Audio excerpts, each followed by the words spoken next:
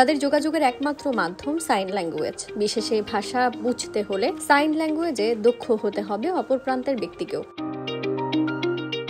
Sign ল্যাঙ্গুয়েজে দক্ষ হতে প্রয়োজন অনেক ধৈর্য, তাই অনেকেই ভয় পান কষ্ট করতে।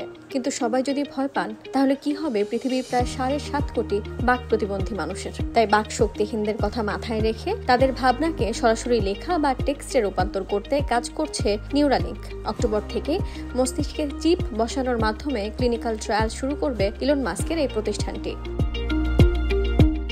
অদ্ভুত এই কাজের জন্য বাক শক্তিহীনদের মস্তিষ্কে চিপ স্থাপন করা হবে। নিউরালিঙ্কের প্রেসিডেন্ট জানান, প্রযুক্তিটি মূলত রোগীর মস্তিষ্কে স্পিচ কনটেক্সট বা কথা বলার সঙ্গে জড়িত অংশ থেকে সংকেত গ্রহণ করবে। ফলে ভার্চুয়ালি কিবোর্ডের মতো মধ্যবর্তী কোনো মাধ্যম ছাড়াই সরাসরি ভাবনাকে লেখায় পরিণত করা সম্ভব হবে। এতে যোগাযোগ হবে আরও দ্রুত।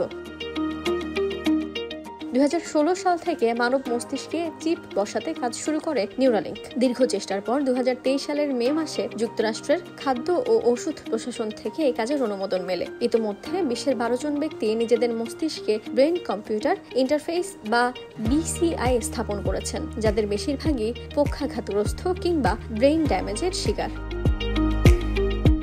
মোট 64টি তারের সমন্বয়ে তৈরি চিপটির মাধ্যমে মানব মস্তিষ্কে সিগন্যাল ট্রান্সমিট করা সম্ভব হয়েছে। এর মাধ্যমে স্পর্শ ছাড়াই মোবাইল বা কম্পিউটার ব্যবহার করতে পারছেন প্যারালাইসিসে আক্রান্ত ব্যক্তি। মেরুদণ্ডে আঘাত পাওয়া ব্যক্তিরাও স্বাভাবিক জীবন ফিরে পাবার পথে। Desk report, campus Times.